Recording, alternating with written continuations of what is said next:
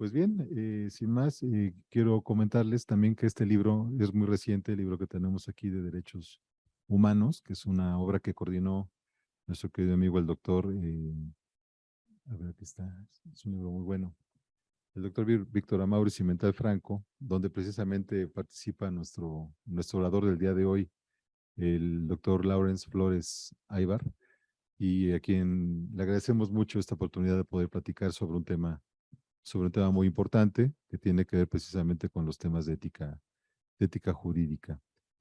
Para ello, quiero presentar brevemente a nuestro orador del día de hoy, eh, el doctor Lawrence Salomé Flores Aybar. Él es director de amparos A de la Subprocuraduría Fiscal Federal de Amparos de la Procuraduría Fiscal de la Federación. Es licenciado, maestro y doctor en Derecho por la Facultad de Derecho de la UNAM. Tiene estudios de doctorado en Derecho obtenidos con mención honorífica. Es reconocido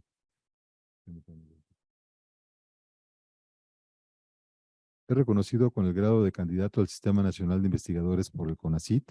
Es profesor de más de 15 años en la Universidad Nacional Autónoma de México. Cuenta con obra publicada, que es la que acabamos de presentar. Tutor de tesis a nivel de especialización, maestría y doctorado y sinodal en exámenes de grado en la propia Facultad de Derecho. Pues sin más, mi querido amigo, muchas gracias por esta oportunidad de poderte escuchar y pues te cedemos el uso del micrófono y de la cámara. Adelante. Bien, pues muchas gracias por la invitación. Agradezco a, pues a todos ustedes por el estar aquí, por su presencia. Comentaba yo cuando me hicieron la invitación pues que tal vez el horario pudiera parecer pues ya un poco noche como para hablar de ética, pero bueno, para hablar de ética y de derechos fundamentales, creo que cualquier hora del día es buena. Entonces, pues agradezco a la institución, pues le agradezco evidentemente a todos y cada uno de ustedes por su presencia, a todas y a todos y cada uno de ustedes por su presencia. Y bueno, también agradezco pues el que se me permita escucharme y exponer algunas ideas que he venido desarrollando en un texto que publicaré próximamente relacionado con estos temas. Es un texto que estoy desarrollando con auspicio de CONACYT y que tiene que ver pues con un tema sensible que es el tema de los derechos fundamentales. Bien, en primer lugar, pues me interesaría comentar con ustedes por qué he tomado el título de Derechos Fundamentales y no de Derechos Humanos. Bueno, desde este inicio, desde ahorita, desde este momento, pues quiero manifestar mi posición epistemológica al respecto. En mi opinión, en mi concepción, cuando se alude al término derechos humanos, considero se está aludiendo a una posición mayormente de corte justnaturalista y por eso me interesa hablar más de derechos fundamentales. En pocas palabras y sin un mayor debate, pues son esa serie de derechos reconocidos, positivizados en el sistema jurídico concreto. Pero adicionalmente a ello, estos derechos reconocidos en el sistema jurídico concreto, los adscribo, les doy la naturaleza de derechos subjetivos. Y como derechos subjetivos, los veo también como principios. En pocas palabras, mi posición epistemológica en relación con ese conjunto de derechos reconocidos, incorporados a un sistema positivo concreto, es el de derechos fundamentales, es decir, derechos que pueden ser vistos con clave de principios. Bien, y es por esa razón epistemológica de determinación y de delimitación teórica que me interesaba hacer desde este inicio. Bien, estos derechos fundamentales, tienen una regulación muy vinculada con la ética. A diferencia de la posición de Santiago Nino, que vincula la ética y los derechos humanos en un sentido de que el núcleo, la justificación o la fundamentación de esos derechos humanos está anclada en una cuestión más de tipo moral o universalista, no veo la relación entre la ética y derechos fundamentales, pues en esa fundamentación moral y universalista.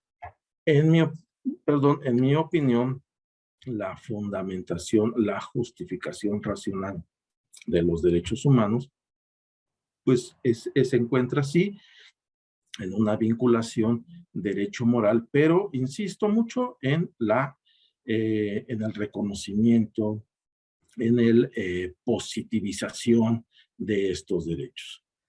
Bien, pongo un ejemplo muy concreto que me tocó verlo hace algunos meses. Hace algunos meses me convocaron de parte de una organización de la sociedad civil, pues para hacerme una consulta o un llamado. Y bueno, el caso en concreto es el siguiente. El caso muy particular es el siguiente. Cuando nacen los niños, un porcentaje, afortunadamente un porcentaje muy pequeño de los niños, cuando nacen médicamente, desde un punto de vista médico, es muy difícil, es prácticamente imposible determinar su sexo. La parte respectiva del sexo está cubierta, está tapada con piel, no es posible determinar en ese momento cuál es el sexo de ese bebé. No es que desarrollen dos sexos, como sería un ejemplo de un hermafroditismo. Este caso es los dos sexos. Hay una intersexualidad, hay una cuestión de que no poder determinar la sexualidad del menor, del niño, del recién nacido. Bien, entonces las organizaciones de la sociedad civil encargadas de la protección de los menores, pero específicamente de este tema, pues me comentaban que cuando acuden ante el juez del registro civil a querer registrar al niño, pues imagínense ustedes cuál es la responsabilidad tan fuerte que tienen los padres, puesto que el juez les dice, oye, ¿es hombre o es mujer? No le tengo que poner una asignación. Y no estamos hablando de asignación sexogenérica, que esto complica mucho más las cosas.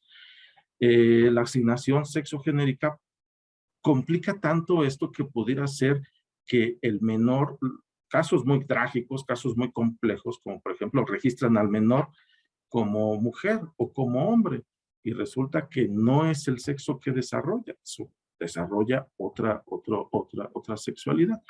Pero eso no necesariamente puede corresponder con la asignación sexogenérica. Puede ser un menor que le hayan puesto mujer, pero él desarrolló ser hombre, pero le gustan los hombres.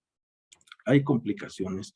Entonces, hay muchas complicaciones en el momento, no solamente psicológicas, sino también sociales, en el momento del registro ante el juez del registro civil. Bien, en la cuestión médica, en los hospitales privados, en muchas ocasiones, sí han logrado que se otorgue el certificado de alumbramiento en blanco. En los hospitales públicos es más complicado porque sí necesariamente les han puesto una asignación. Bien, entonces, el caso en concreto, el caso en concreto que me comentaban es el siguiente. Ante la negativa del juez del registro civil para inscribir a un niño de estos con el carácter, pues no necesariamente de hombre o no necesariamente de mujer, sino con el carácter de sexo neutro o de tercer sexo. Esto no viene de una casualidad o de una ocurrencia de las organizaciones de la sociedad civil, sino este derecho está reconocido en algunos otros sistemas jurídicos. Por ejemplo, en el sistema jurídico alemán, en el sistema jurídico francés existe el derecho, existe el reconocimiento al derecho al tercer sexo o al sexo neutro. Bien, entonces estas organizaciones de la sociedad civil me comentaban, bueno, vamos a promover un amparo en contra del acto consistente en la negativa del juez del registro civil a dejar en blanco la parte de la asignación y poner sexo neutro, dejarlo en blanco, poner sexo neutro, poner tercer sexo, hasta que haya un desarrollo biológico y entonces se desarrolle la parte sexual del menor y se puede hacer la inscripción del acta respectiva. Bien, esto me hizo reflexionar y me hizo pensar nuevamente en la naturaleza de este derecho. Hay muchos ejemplos más, podría yo poner algunos otros ejemplos. En la academia, por ejemplo, en la academia hay una convención de la lucha, una convención de la lucha de la ONU, una convención de la lucha sobre cuestiones académicas. Entonces, ahora que veo a mi querido amigos muy entrañables, como Enrique, el maestro Enrique Maldonado y el doctor Amaury, me hicieron recordar aquellos gratos momentos que vivimos cuando en el posgrado de la Facultad de Derecho, y ahí me tocó ver también un caso muy curioso.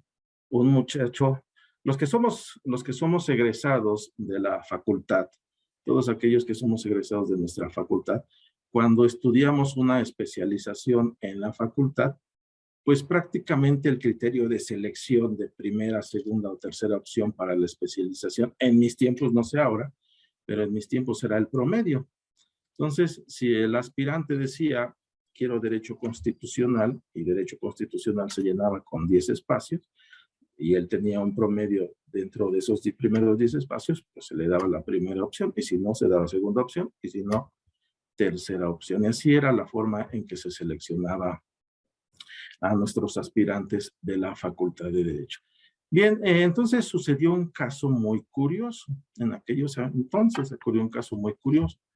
Dos alumnos, dos aspirantes de un mismo despacho solicitaron su inscripción al posgrado. Querían estudiar la especialización en Derecho Civil, que es una de las más cotizadas, las especializaciones de una de las más taquilleras. Constitucional también es una de las más taquilleras. Bien, entonces, digamos, el aspirante A era egresado de la Facultad de Derecho y el aspirante B era egresado de una institución particular. Bien, entonces, de acuerdo con el plan de estudios, lo que correspondía era darle un tratamiento distinto a cada uno. Y entre otras cosas, el aspirante que no era de la Facultad de Derecho, pues tenía que hacer un examen de conocimientos, un examen general de conocimientos. Bien, y al otro muchacho, al egresado de la Facultad de Derecho, pues, el criterio del promedio era el que determinaba su especialización. Bueno, no fue admitido el muchacho y presenta un escrito de la razón por la cual no fue admitido. Y los que estamos involucrados en la universidad, pues sabemos a veces de la burocracia universitaria, que es muy fuerte. Pero salvando esa burocracia, pues le contestaron a este muchacho que no había acreditado su examen de conocimientos. Bien, esa respuesta constituyó el acto reclamado e invocó una cuestión de discriminación. Y diríamos todo, pues es clásico, artículo primero constitucional, pero él invocó la vulneración al derecho a la discriminación en el ámbito de la academia. Y entonces nos llamó muchísimo la atención que fuera una cuestión tan específica. la discriminación en el ámbito de la academia. Y su fundamento era la Convención de la Lucha en contra de las discriminaciones en el ámbito de la academia. Bien, ¿qué tienen en común el caso del menor y el caso de este muchacho aspirante a estudiar una especialización? Bueno, pues que tanto la Convención de la ONU de la lucha en el ámbito de la lucha en contra de la discriminación en el ámbito de lo académico, como este derecho al tercer sexo, al sexo neutro, no son derechos que estén reconocidos en el sistema jurídico mexicano. Se trata de, en términos técnicos, se trataría, tendrían la naturaleza de ser derechos humanos.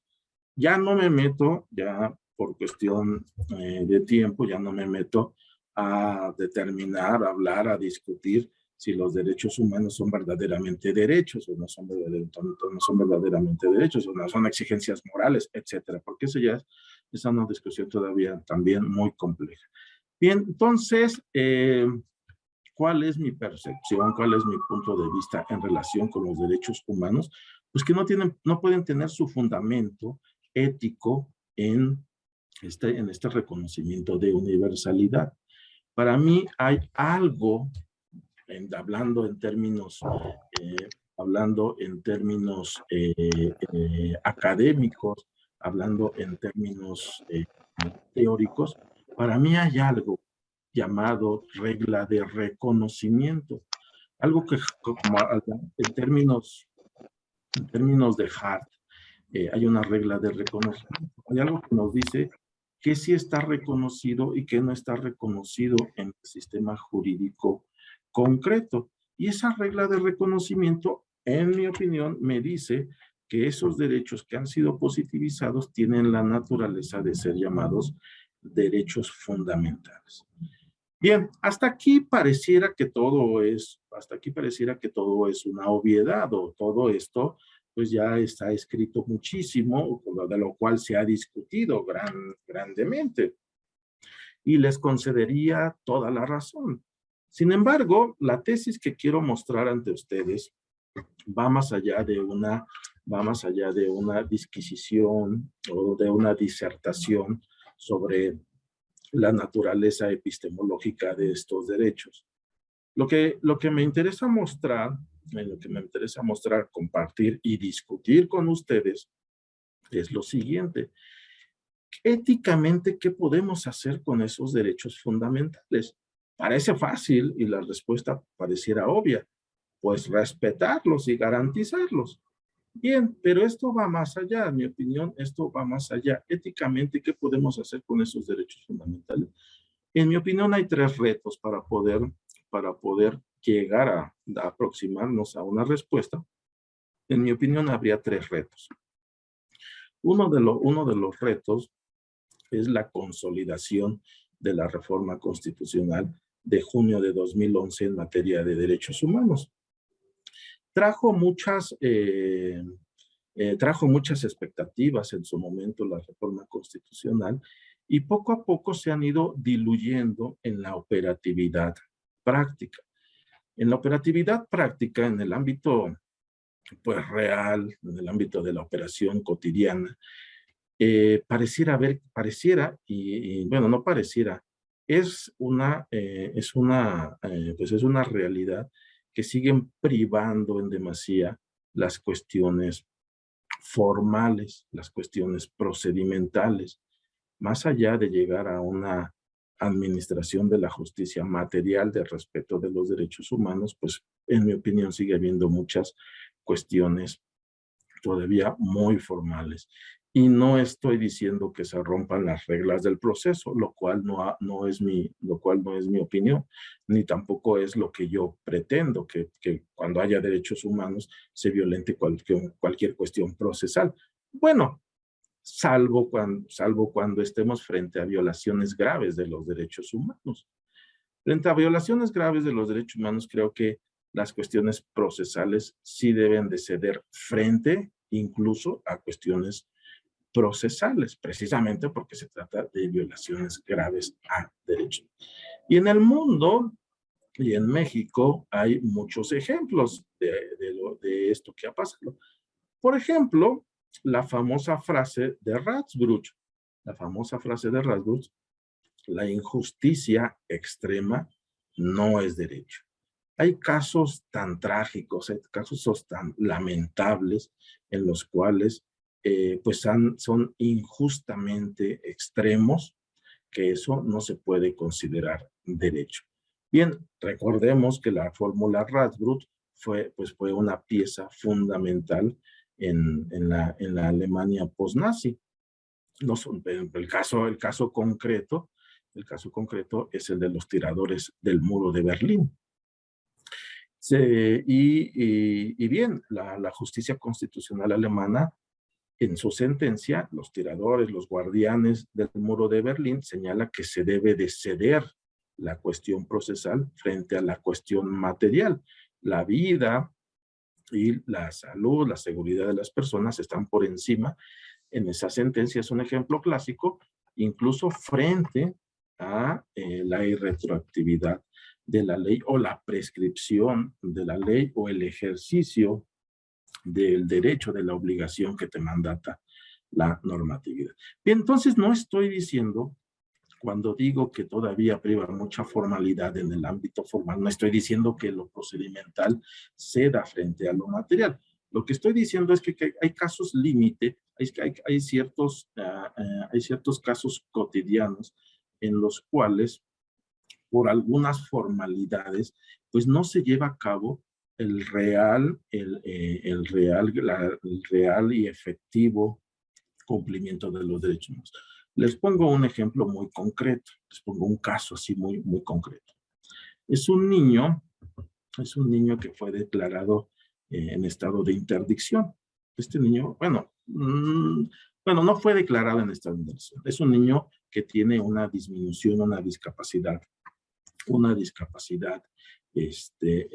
tema de discapacidad mental. Pero tiene habilidades para ser jardinero. Entonces, él le gusta la jardinería y puede trabajar como jardinero. ¿Cuál es el problema? Que cuando lo quieren contratar, no tiene RFC. Entonces, va con su papá al SAT a que le otorguen el RFC, y el SAT le dice, pues, que no le puede dar su RFC porque necesita un juicio en el cual lo declaren como interdicción. Y entonces con ese documento ya puede acudir al SAT, y entonces ya el papá como tutor lo puede acompañar. Bien, evidentemente esto en el ámbito jurisdiccional se arreglaría, no sencillo, pero se arreglaría con cierta naturalidad, señalando pues que en una interpretación conforme o incluso en una aplicación del principio pro persona. Pero como estamos hablando del SAT, pues no hay esa posibilidad, no existe esa alternativa. Entonces el papá se va al amparo indirecto, el amparo contra leyes, y ataca la negativa del SAT a otorgarle el RFC al menor con discapacidad, por no contar con una sentencia que lo declare en estado de interdicción. ¿Cuál es el tema? Pues que tiene como autoridades responsables al SAT, pero el acto reclamado es la negativa verbal. La otra autoridad responsable es el secretario de Hacienda, consistente también en la negativa verbal. Bien, pues evidentemente ambas autoridades van a negar los actos, van a decir que los actos son no ciertos. ¿Cómo va a poder él acreditar la negativa verbal? Va a resultar muy, muy, muy complicado. Esa sutileza de que el papá o el abogado hubiera generado el acto de aplicación para que entonces sí existiera un acto cierto, y entonces la autoridad, cuando rinda su informe justificado, pues no tenga posibilidad de decir que es un acto no cierto. ante una negativa, ante un documento, ante un acto concreto, pues entonces tendría que decir, es cierto, el acto es cierto. Y mientras no haya ese acto, ese documento en el cual hay ley de la negativa, pues, las autoridades van a decir, son actos no ciertos. Es una sutileza. Y el juez tendría que sobreseer el asunto. El juez tendría que sobreseer el asunto si son actos no ciertos, porque él no va a acreditar que sean ciertos. En cambio, si tiene el documento y las autoridades dicen no es cierto, se podrá entrar de la parte jurisdiccional, se podrá entrar al análisis no solamente de la constitución, al análisis de la constitucionalidad de las normas que sirven de fundamento al escrito, pero también al escrito mismo. Y entonces, en cumplimiento, es altamente probable que el juzgado de distrito le ordene al SAT a inscribirlo y a darle su RFC. Bien, son sutilezas, prácticas procedimentales que, pues que en mi opinión todavía falta matizar para llevar a cabo la verdadera consolidación de la reforma constitucional de 2011. Les pongo otro ejemplo clarísimo, les pongo otro ejemplo muy, muy claro, y es con la noticia que nos amanecimos el día de hoy. Dice el artículo 1 constitucional que toda persona goza de los derechos reconocidos en la Constitución y en los tratados internacionales de los que México sea parte. Bien, poquito tiempo después de la reforma de 2011, nos dimos cuenta que podía haber ciertas incongruencias entre la Constitución y los tratados internacionales. Muy poquito después nos dimos cuenta de eso. Y el ejemplo más claro que desde entonces venimos hablando y el ejemplo más claro que desde entonces venimos mencionando es la inconvencionalidad de la Constitución mexicana en el tema del arraigo o detención oficiosa. Desde el 2011 lo veníamos denunciando. El arraigo, detención oficiosa es constitucional porque está en la Constitución y la Constitución no puede atacarse de inconstitucionalidad. Eso es jurisprudencia de la Suprema Corte de Justicia de la Nación. Bien, entonces, pero ¿qué dicen los tratados internacionales? Los tratados internacionales dicen que la detención oficiosa o el arraigo violentan, entre otras cosas, la presunción de inocencia. Hay una contradicción, hay una oposición entre el tratado y la Constitución.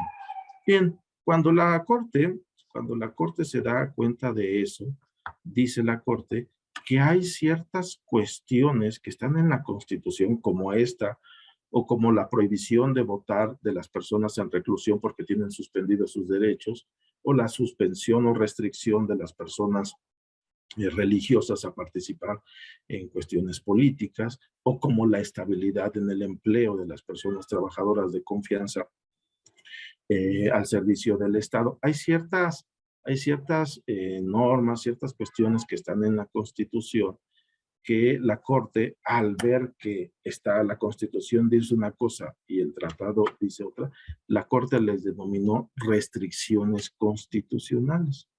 Y entonces el criterio de la Corte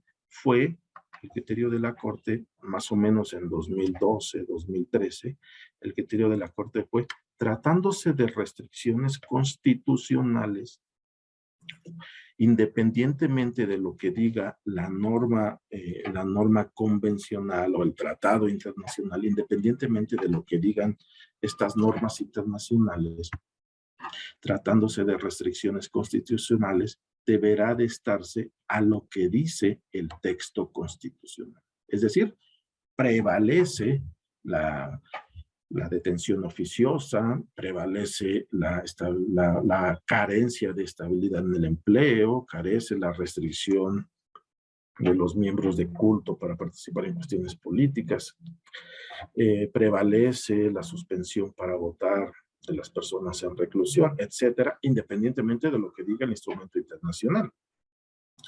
Bien, entonces, en ese entonces, junto con algunas organizaciones de la sociedad civil, presentamos ante la Comisión Interamericana, presentamos algunas peticiones en la cual denunciábamos este tipo de prácticas. este tipo de prácticas. El párrafo 338 de la sentencia del caso Rosendo Radilla Pacheco es muy claro en este sentido. Este párrafo 338 de la sentencia Rosendo Radilla Pacheco ante la Corte Interamericana dice que no solamente la supresión o la implementación de normas, es decir, la derogación o la promulgación de normas, puede ser violatorio de derechos humanos. No solamente la norma en sí misma que se derogue o que se promulgue puede ser violatorio de derechos humanos. Dice la Corte Interamericana, también las prácticas judiciales pueden ser violatorias de derechos humanos. Entonces, en algún momento, algunas organizaciones de la sociedad civil presentaron pues peticiones ante el sistema interamericano denunciando la incompatibilidad entre la Constitución y los tratados internacionales. Y el ejemplo clásico era este. Bueno, eso ha tenido frutos, digamos, eso ha tenido frutos, porque no es que a la Corte Mexicana se haya vuelto garantista en los últimos días. No es que la Corte Mexicana diga, oh, pues es violatorio del marco convencional, del arraigo. No, lo que pasa es que ya ven venir el criterio de la Corte Interamericana en un caso que ya en próximos meses se tendrá que dictar sentencia. Hace unos cuantos días se llevó a cabo la audiencia pública. Es el caso de Daniel García Rodríguez y Reyes Alpizar. En este caso, Daniel García Rodríguez y Reyes Alpizar, es casi inminente que la Corte Interamericana declare la inconvencionalidad del arraigo o detención oficiosa. Bien, va a estar muy interesante el tema, porque es jurisprudencia de la Suprema Corte de Justicia de la Nación. Existe jurisprudencia al respecto. Y dice la jurisprudencia de nuestra Suprema Corte de Justicia de la Nación: cuando haya débitos, cuando haya condenas por parte de la Corte Interamericana, en ejecución de las sentencias, la Suprema Corte tendrá que revisar esos débitos o esos fallos, esas condenas. Dice, en el entendido de que si alguna de estas condenas implica desconocer una restricción constitucional, estése a lo que dice el texto constitucional. Es decir, nuevamente reitera lo que ya había dicho, que independientemente de lo que diga el texto constitucional, el convenio, el instrumento internacional, estése a lo que diga la Constitución, aunque la Constitución evidentemente pudiera ser violatoria del marco convencional. Bien, entonces, pues este es otro ejemplo claro de que falta mala consolidación de la reforma constitucional de 2011 en materia de derechos humanos en esa parte, en mi opinión, operativa. Bien, y ya que estoy hablando de la Corte ya que estoy en el tema de la Corte Interamericana, pues quisiera señalar el segundo punto que en mi opinión es fundamental para saber éticamente qué pasa con los derechos fundamentales. Y este segundo punto, en mi opinión, es el tema de los casos emblemáticos. Hay muchos casos emblemáticos. Por ejemplo, está el caso Avena. El caso Avena, que fue una sentencia que dictó la Corte Internacional de Justicia, el brazo jurisdiccional de la ONU. Es un caso emblemático que México le ganó a los Estados Unidos de Norteamérica. El caso Avena es uno de ellos. Hay otros casos emblemáticos a nivel local mexicano. Nada más falta darle en el buscador del Google sentencias de la Suprema Corte de Justicia de la Nación en materia de derechos humanos y nos va a arrojar más de 100. Pero yo me refiero, cuando hablo de casos emblemáticos, cuando aludo a estos casos particulares, me refiero a los casos, a las sentencias de los cuales ha conocido tanto la Comisión como la Corte Interamericana de Derechos Humanos. Son casos tan importantes, son casos tan trascendentes que si queremos tomarnos en serio los derechos fundamentales, tendríamos que conocerlos, no solamente porque son jurisprudencia obligatoria, y lo cual nos obligaría a conocerlos, sino además porque nos van a mostrar un panorama muy espléndido, un panorama muy importante de la importancia de los derechos fundamentales. Hay otros casos en el sistema interamericano, hay casos muy importantes, el caso Artavia Murillo, el caso inseminación in vitro, hay casos muy importantes, pero los casos mexicanos son también importantísimos para conocer qué papel están jugando y están destinados a jugar los derechos humanos. Casos como Rosendo Radilla Pacheco, un campesino que desapareció en 1974, en agosto del 74, en agosto, un mes como que estamos ahorita viviendo, pero en 1974. Está a 2 años, Rosendo Radilla Pacheco está a prácticamente 2 años de cumplir 50 años de desaparecido.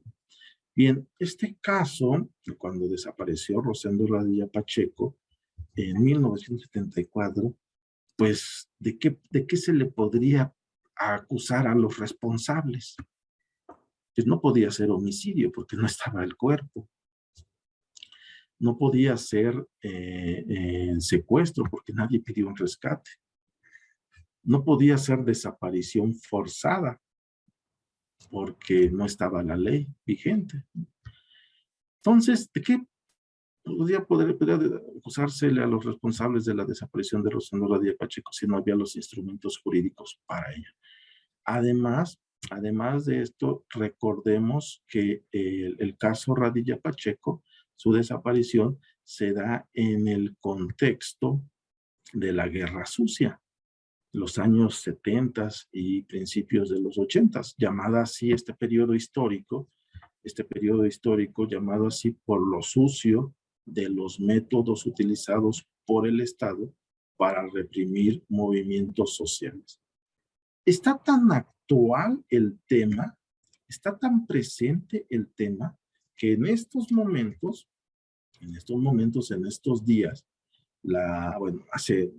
ya tiene unos meses, la Secretaría de Gobernación creó la Comisión de la Verdad para buscar el esclarecimiento de los hechos sucedidos en la Guerra Sucia, en este periodo histórico muy reciente.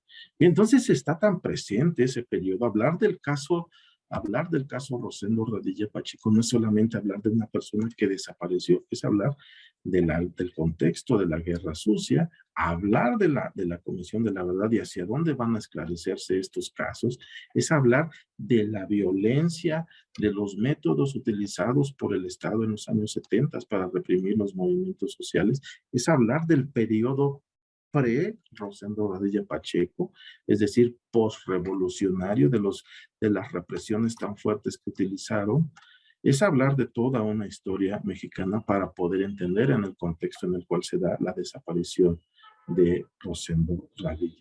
Entonces, imagínense la lucha tan fuerte que tuvo que librar la familia para que su caso pudiera llegar ante la Corte Interamericana. Nada más les pongo un botón, nada más permítanme mostrarles un botón para que vean lo riesgoso que es esto. Rosendo Radilla Pacheco se dice desapareció por componer corridos. No es que él fuera un cantante o fuera un compositor. Rosendo Radilla Pacheco, entre otras actividades, fue líder cafeicultor, fue presidente municipal, fue director de una primaria. Rosendo Radilla Pacheco tenía una actividad política y social muy amplia. Entre esas otras cuestiones, él tenía admiración por la guerrilla, por los guerrilleros. Él sentía admiración por ellos. y específicamente por Genaro Vázquez y por Lucio Cabañas, dos líderes guerrilleros de la zona de Atoyac, de la cual Rosendo Radilla Pacheco pues era oriundo. Entonces, pues les componía unos corridos. Bien, pues bueno, todos sabemos de la muerte de Genaro Vázquez y de Lucio Cabañas. De ese calibre estaba exigir investigación hacia el Estado, de ese nivel. Entonces, las hijas de Rosendo Radilla tuvo muchos hijos, 11 hijas y un hijo, pero dos de ellas, Tita y Andrea, pues imagínense el nivel de lucha, el nivel de persistencia para que su caso llegara a la Comisión y a la Corte Interamericana. Y es una de las sentencias más emblemáticas.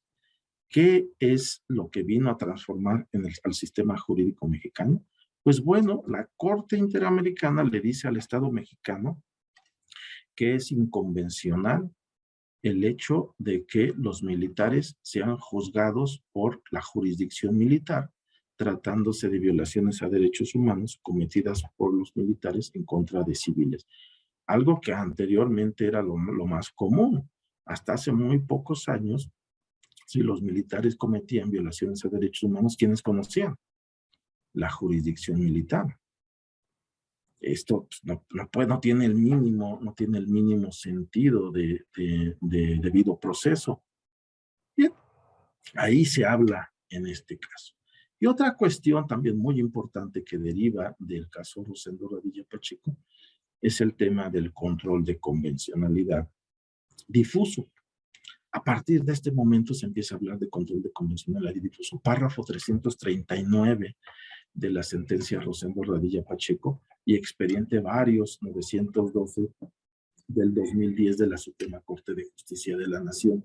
Ya empieza a hablarse en México que hay un control difuso de convencionalidad. ¿Qué implica? ¿Qué implica? Que ahora, pues, los órganos jurisdiccionales, todas las autoridades, pero especialmente los órganos jurisdiccionales, pueden inaplicar la disposición en el caso concreto. No es expulsar del sistema, no es un control de constitucionalidad concentrado, ese lo tiene la Corte, pero sí pueden inaplicar la disposición al caso concreto, que es control difuso de convencionalidad. Bien, ese es un ejemplo claro. Otro ejemplo claro, pues es el caso Campo Algodonero, también muchas veces mencionado. A partir de ahí se empieza a hablar de la perspectiva de género y de tratar de aminorar la violencia en contra de la mujer y de los protocolos de perspectiva de género. Un caso también, no me voy a extender en la narrativa, pero es un caso sucedido en Ciudad Juárez que nos muestra lo terrible de que puede ser la violencia hacia la mujer. El caso sucedió por 3 muchachas, que 3 cuerpos que fueron encontrados, pero no son los únicos, hay estadísticas muy, muy terribles. El primer feminicidio que se tiene, del primer feminicidio que se tiene registro es en 1993. Y no es que antes no haya feminicidios, lo que pasa es que no se les podía llamar de esa manera porque no estaba tipificado como tal. Bien, pero este caso Campo Algodonero, caso Muertas de Juárez, nos muestra esa parte terrible de la violencia hacia la mujer y de la falta de una debida investigación y procuración y administración de justicia por parte del Estado. Y hay otros casos más, Inés Fernández Ortega, Valentina Rosendo Castú, Castañeda Goodman, Selvas Gómez, su caso Atenco, Nitzia Paola, un caso emblemático también, el caso Nitzia Paola, una muchacha que también fue víctima de desaparición forzada, pero en el contexto de la guerra sucia.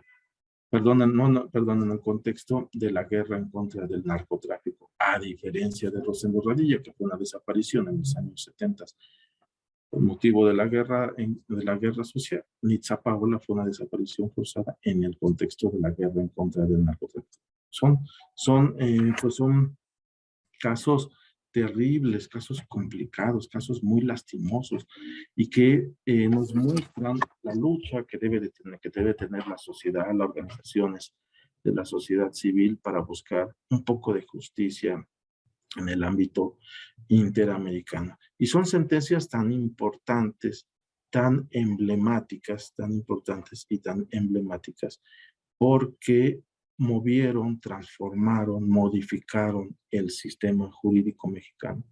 Cada una de estas resoluciones modificó de alguna manera, para mucho o para poco, modificaron al sistema jurídico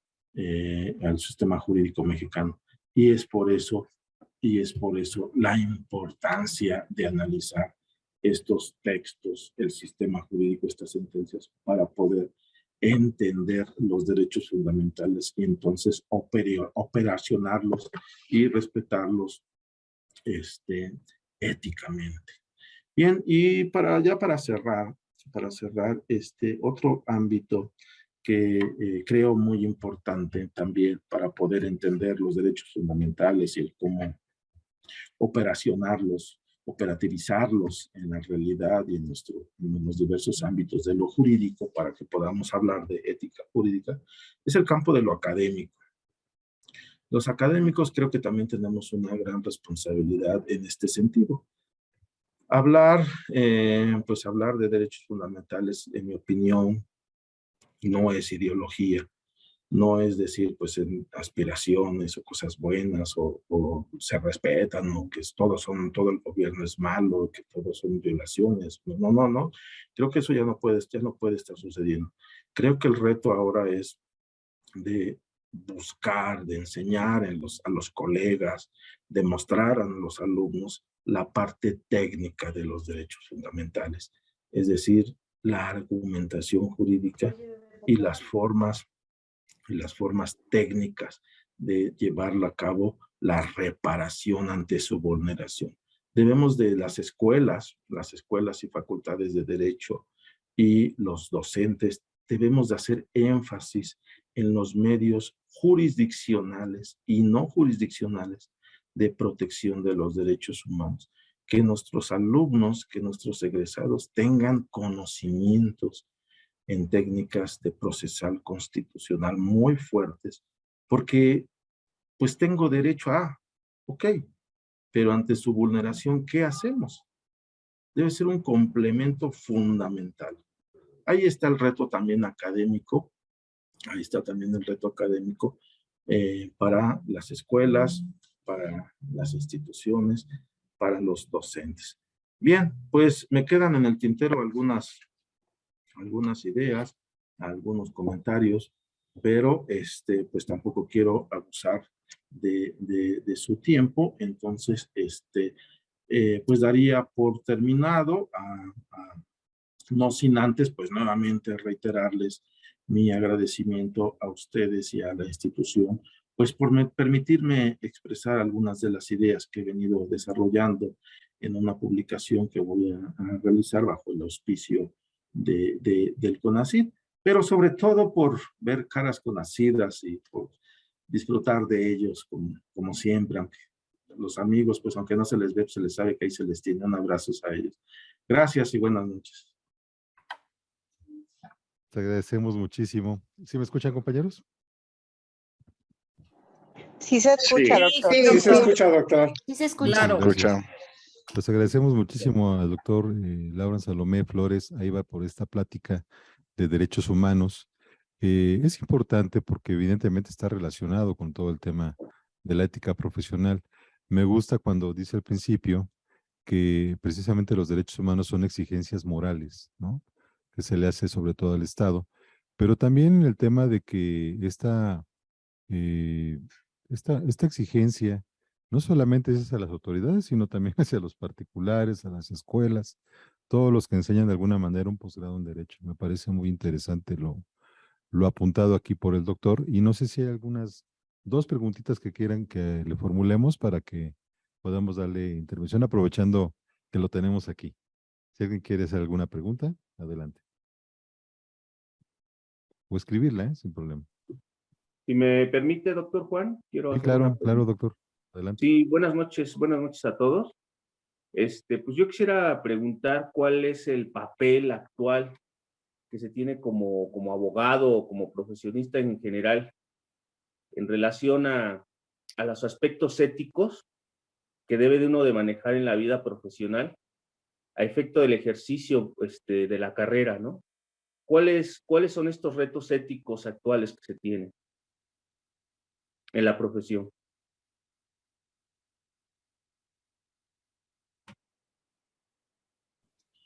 Bien, gracias, Omar. Pues muy agradezco tu pregunta, pues muy interesante y muy compleja. Cuando vemos los textos de ética jurídica, cuando revisamos los textos, siempre dicen la ética del abogado y todo el mundo habla de los mandamientos de Couture, ¿no? Todo el mundo si no los sabemos de memoria, al menos sabemos que ahí están. Y también a últimas fechas se han desarrollado como éticas muy particulares, la ética del juez, la ética del notario, incluso la ética del litigante. Se han como desarrollado ciertas éticas muy específicas. E incluso antes había códigos de ética y ahí estaban pegados en las instituciones y dicen, pues bueno, pues ahí están bien, ¿no? Pero incluso también a últimas fechas se han incorporado en los sistemas de responsabilidades. El seguir o el cumplir el código de ética también es motivo de un posible juicio por responsabilidad.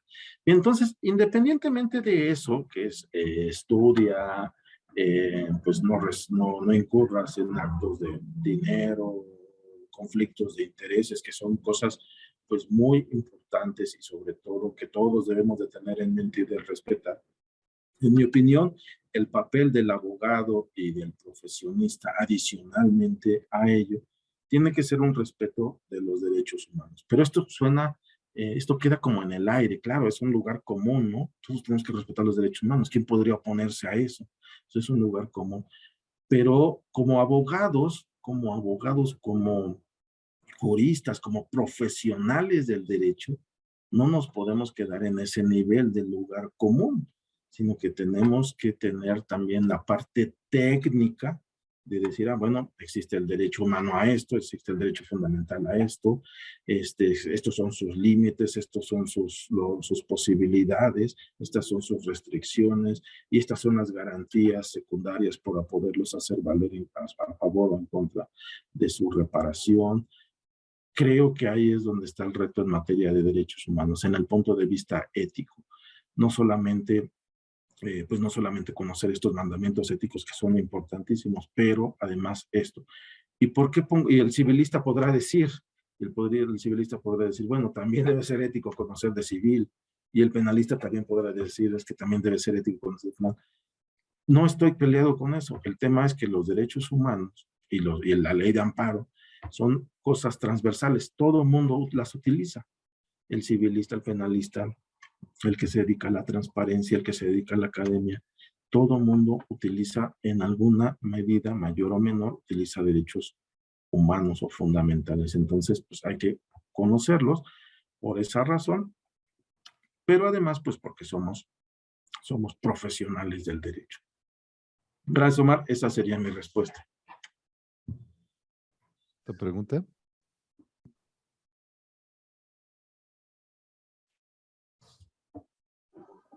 Doctor, una pregunta. Yuli Camacho. Adelante. Saludos Yuli. a todos. ¿Cuál sería en su opinión, doctor, los límites que imponen los derechos humanos en torno al ejercicio ético de nuestra profesión? Pues muy bien, muchas gracias por la pregunta también. Bueno, los límites éticos a los derechos humanos en el ámbito, pues en el ámbito de la profesión jurídica, pues en principio estarían determinados, pues, por qué ámbito de la profesión jurídica estamos hablando. Es decir, no es lo mismo el límite para un juez que el límite para un profesor.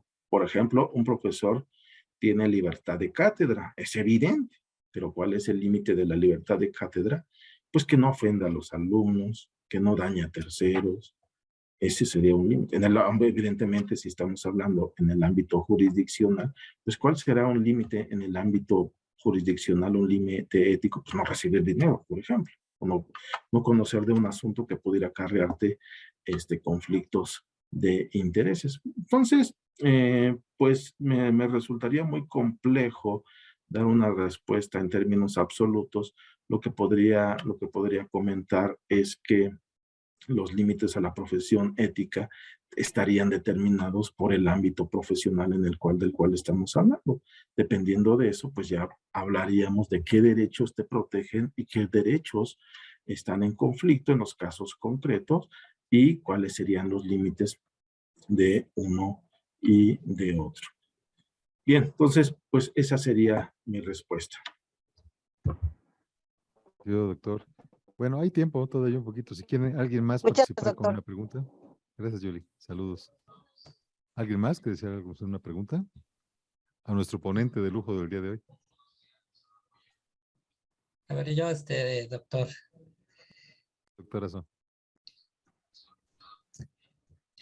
A ver, más que una pregunta, quisiera complementar o comentar alguna situación, digo, desde el ámbito en el que me desempeño, la parte del derecho laboral. Hablaba, por ejemplo, de los límites o las restricciones constitucionales a ciertos derechos humanos que dices, pues son constitucional porque está en la Constitución. Y aunque los tratados internacionales digan lo contrario, pues el hecho de que la restricción esté en la Constitución la hace constitucional y por lo tanto, pues nuestros juzgadores se atienen a ella, ¿no? En uno de los que mencionó, que es precisamente el derecho a la estabilidad del empleo en el caso de los trabajadores de confianza, digo, ya creo que se van abriendo por ahí unos pequeños huequitos en cuanto a ese límite constitucional. Hay dos resoluciones ya de la Corte. La primera, que habla de una perspectiva de género, en donde una trabajadora de confianza que fue despedida de su empleo por estar en estado de gravidez, no obstante que quedó acreditado que era de confianza, se resolvió que tenía derecho a que la reinstalaran en su empleo, a que le pagaran los gastos médicos que erogó por la atención médica. Si bien es cierto, la sentencia no alcanzó como para decir que la reconocieran como trabajadora de base, sí llevó implícito la reinstalación, que creo que ahí abrieron una pequeña puerta porque en una interpretación más restrictiva de la propia Constitución, pues simple y sencillamente los juzgadores hubieran dicho, ¿sabes qué? No tiene estabilidad en el empleo. En la fracción 14 del apartado B del 123 constitucional dice que solo tiene derecho pues al pago de sus salarios y a las prestaciones de seguridad social. Quedó acreditado que es de confianza, por lo tanto, no tiene derechos. En este caso, a pesar de eso, dijeron, sí tiene derecho a que la reinstalen. ¿Por qué? Porque vino una interpretación con perspectiva de género que permitió ir más allá de ese límite de la restricción constitucional. Otra, si no mal recuerdo, una ley, me parece que es del Instituto de Acceso a la Información de la Ciudad de México, que cuando fue promulgada, el Congreso local estableció que todos los trabajadores de esa dependencia se clasificaban como de confianza y que esta clasificación existe en muchas leyes, sobre todo de los OCAS, en el caso de la parte electoral, y algunos otros tipos de organismos descentralizados, como el INAI, como la Comisión Nacional de Derechos Humanos, que así de manera genérica sus leyes dicen, todos son de confianza. Ya la Corte resolvió que al menos en el caso de este instituto, de su ley, dijo, a ver, espérame. La fracción 14 dice que todos estarán señalados en la ley correspondiente. Los casos que son de confianza y los que no. Y entonces dijo, no puede el legislador hacer una generalización apresurada, sino que se tiene que tomar la molestia de determinar cuáles sí son de confianza para poder excluir a los demás. Y creo que en ese caso, pues al menos también le está diciendo, aguas, ahora no fue propiamente el juzgador, ahora fue el legislador el que le dijo, a ver, te estás brincando la restricción constitucional, ¿no? Entonces, creo que eso va abriendo un poquito también pues ese límite que había marcado la propia Constitución para restringir ciertos derechos, ¿no? Como en este caso el derecho humano al trabajo.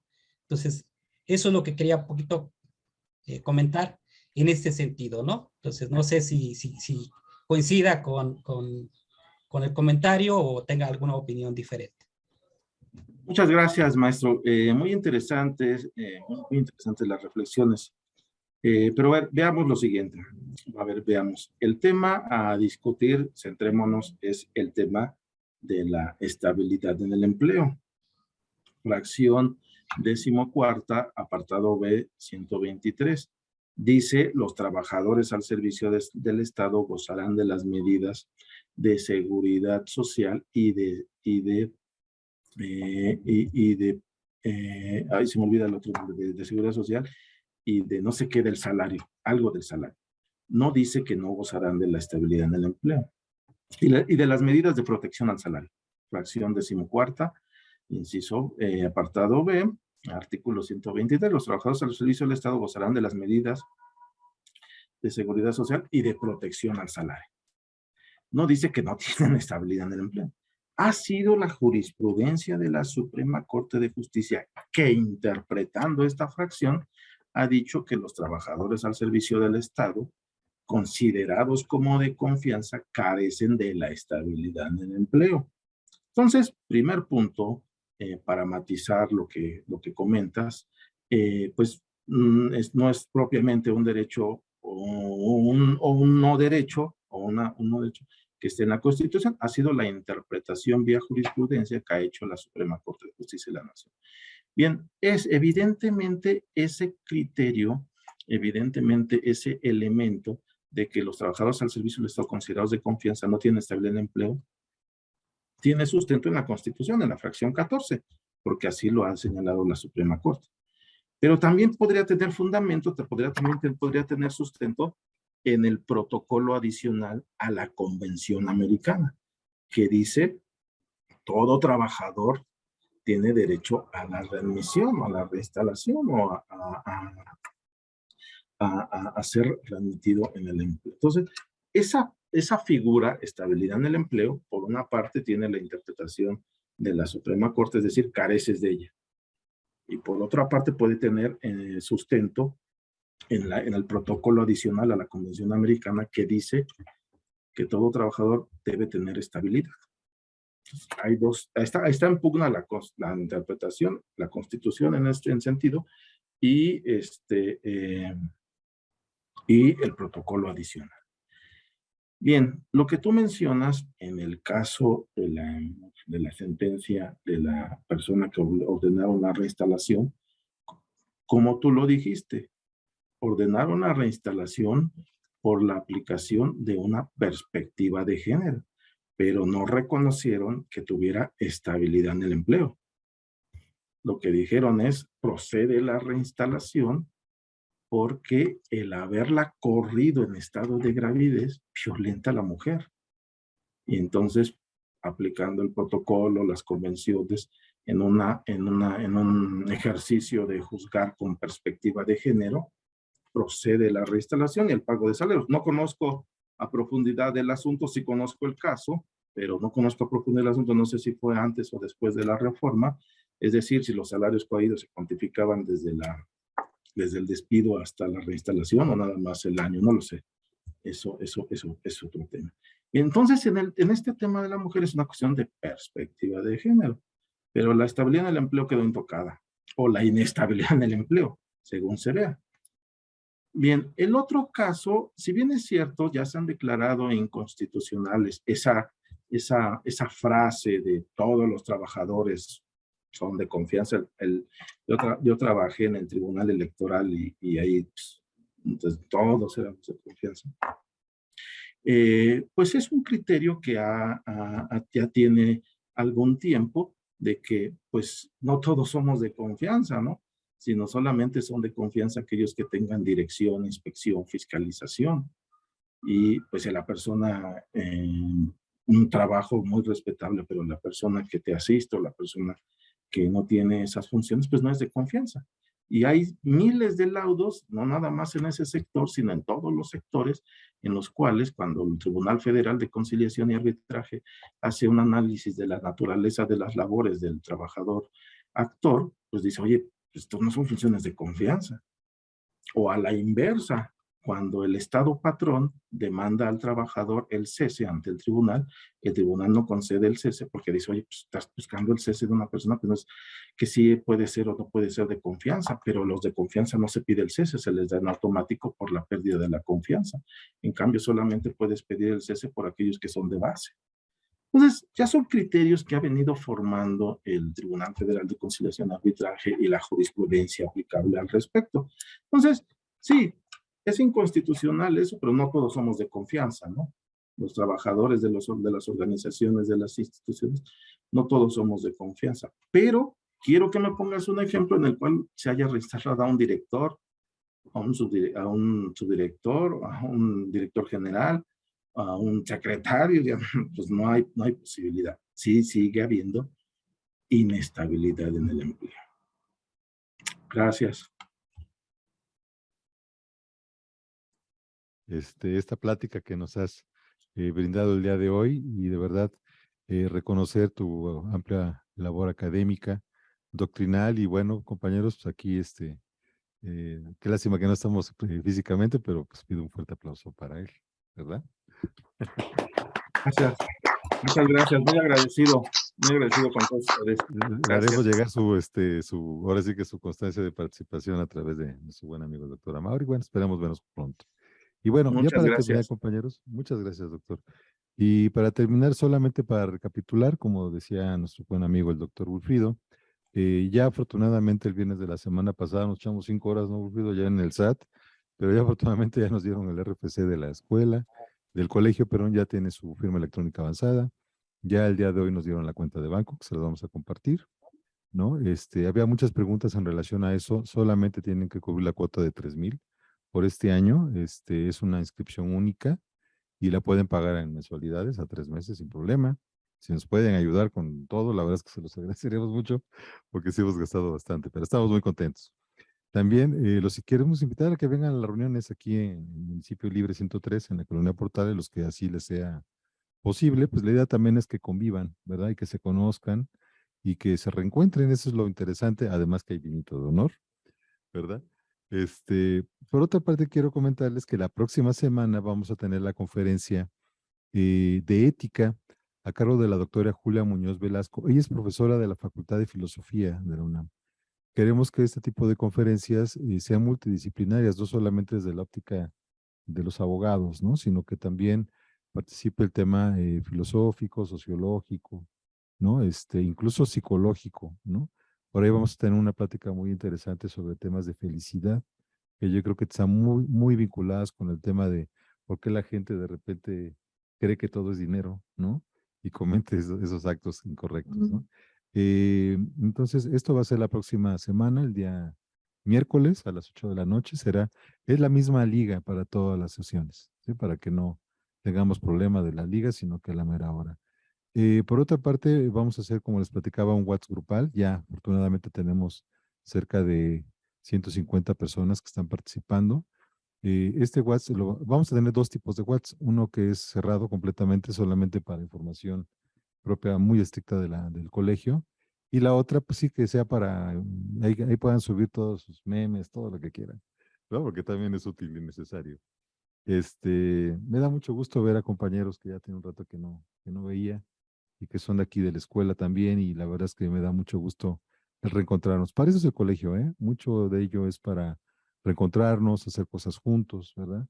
Y velar por todo el tema pues algo que requiere mucho el país, que es precisamente el que alguien pueda exigir el tema de respeto a la legalidad, de la ética profesional. Yo creo que es sumamente importante.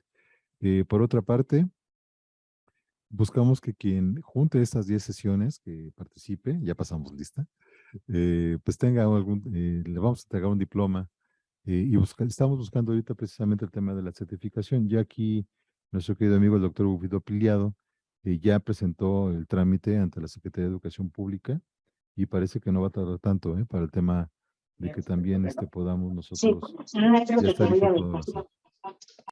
Sí. Muy bien.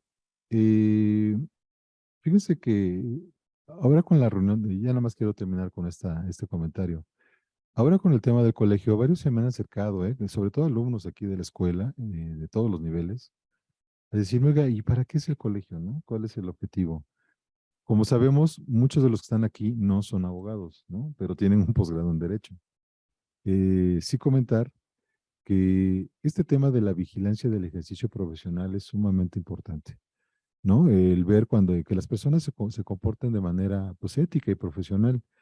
Eh, Hemos platicado incluso en los grupos, digo, afortunadamente yo doy clases de lunes a sábado, incluso con otras universidades, la importancia del ejercicio ético, ¿no? Del abogado. Por ahí decía aquí el doctor, un doctor que yo quiero mucho, que fue mi maestro en la facultad hace muchos años, el doctor Saucedo. Si imagínese, imagínese, amigo, dice que todos los abogados del país fueran éticos, fueran honestos, sea otro país diferente, ¿no? Y a lo mejor uno solo, pues no puede hacer mucho, pero como colegio podemos ser valientes, podemos levantar la voz y podemos buscar que por lo menos en el ejercicio de la profesión, pues sí hay un control, ¿no? El tema de la colegiación, que es algo yo creo que muy importante. Dos, el tema de inculcar entre los educandos, sobre todo los compañeros que tienen un estudio de posgrado en Derecho, pues que reconozcamos el valor ético, ¿no? Del ejercicio profesional. Y sí, lo que hemos coincidido con mucha gente es que cuando una persona se comporta de una manera incorrecta, ¿no? Que le cobra al cliente y no le hace nada, pues es el principio del fin, ¿no? La verdad es que yo he preguntado por gente muy valiosa que conozco y muchos me dicen en automático, no, ese abogado no, porque es tranza, ¿no? O se clava el dinero, no hace nada. Y qué feo que hablen así de la gente, sobre todo cuando ya toda su vida se ha esforzado en tener una educación de maestría, de doctorado, y que lo descalifiquen por un tema de esos, pues la verdad es que sí es muy lamentable, ¿no? Y es por eso que también ha sido uno de los motores que ha impulsado este tema. Y bueno, yo también quiero aprovechar para agradecer el apoyo muy fuerte que me ha dado aquí el doctor Wilfrido Piliado, que presumo es egresado de la maestría y el doctorado aquí de la escuela, y que nos ha ayudado mucho para el tema del colegio, igual con el doctor Amaury Cimental. Entonces, pues, sin más, compañeros, no sé si tienen alguna duda, alguna inquietud que quieran externar, estoy yo a sus órdenes.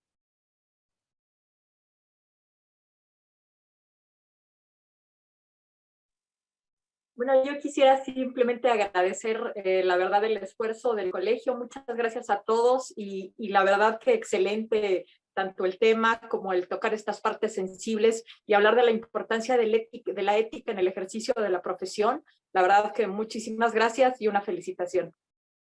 Muchas gracias. ¿Alguien más? Ya para terminar la sesión del día de hoy.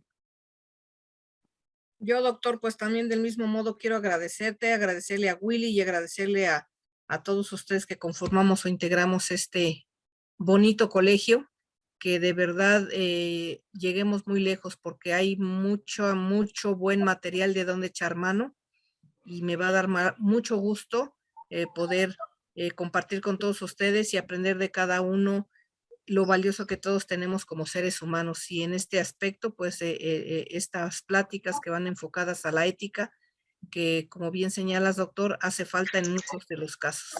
Entonces, muy agradecida, muy honrada de estar aquí con todos ustedes. Y gracias, doctor Ravindrana, de nueva cuenta. Willy, muchas gracias por el gran esfuerzo que estás haciendo en apoyar al doctor y por lograr todo esto, que es un sueño que hoy se ve cumplido. Gracias y felicidades a todos. Y hay que aprovecharlo. Gracias, Marilena. Y hay que Claro que aprovecharlo sí. para de verdad hacer muchas cosas. Va a haber mucha Claro. actividad del colegio. Sí les pido el gran esfuerzo de que vengan, que platiquemos, veamos proyectos. Ahorita se vienen varios desayunos, ¿no? Se vienen varios desayunos para poder interactuar, pues sobre todo con las autoridades, ¿no? Y esa posibilidad de poder externar, ¿no? Las preocupaciones de de un grupo tan importante de maestros y doctores que está en nuestro país. Por ahí veo a nuestro buen amigo Omar Arechiga. Omar, ¿quieres comentar algo? Gracias, doctor. Saludos Desde a todos, buenas Manzanillo. noches.